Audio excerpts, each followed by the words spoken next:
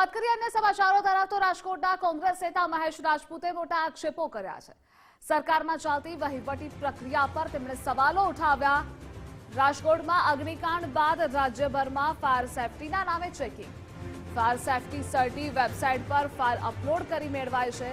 ખાનગી લોકોના list website પર ચકાસણી માટે મૂક્યા। સરકાર દ્વારા નિયુક્ત લોકો મરજી મુજબના પૈસા વસૂલે છે। ખાનગી લોકો ચેકિંગ માટે આવે છે અને તેના ભાવ નક્કી થવા જોઈએ। શું સરકાર પાસે ફાયર વિભાગમાં કર્મચારીઓ નથી તે સવાલ કર્યો। પહેલા આવું નહોતું। ગેમ ઝોન કાંડ બાદ નિયમો બનાવ્યા। સરકારે આવા લોકોને પૈસા ખંખેરવા પરવાનો આપ્યો।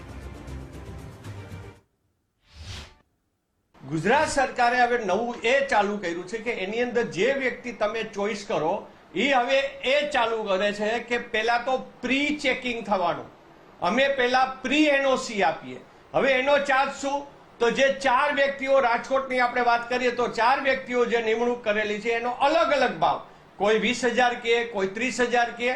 અને એ ભાવ કેવો હતો કે પહેલા પ્રી એનઓસી માટે અમે આવીએ કે તમે જે પ્લાન ને બધું મૂક્યું છે એ મુજબ તમે ફિટિંગ કરો છો કે નહીં, એને ચેક કરવાના તમારે મને 30,000 દેવાના, અને એ પણ રોકડા આપો કે ચેકથી આપો।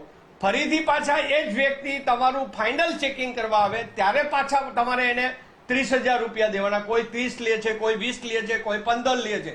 તો આ કઈ રીતે તમે આ પરવાનો આપ્યો છે લૂંટ ચલાવવાનો?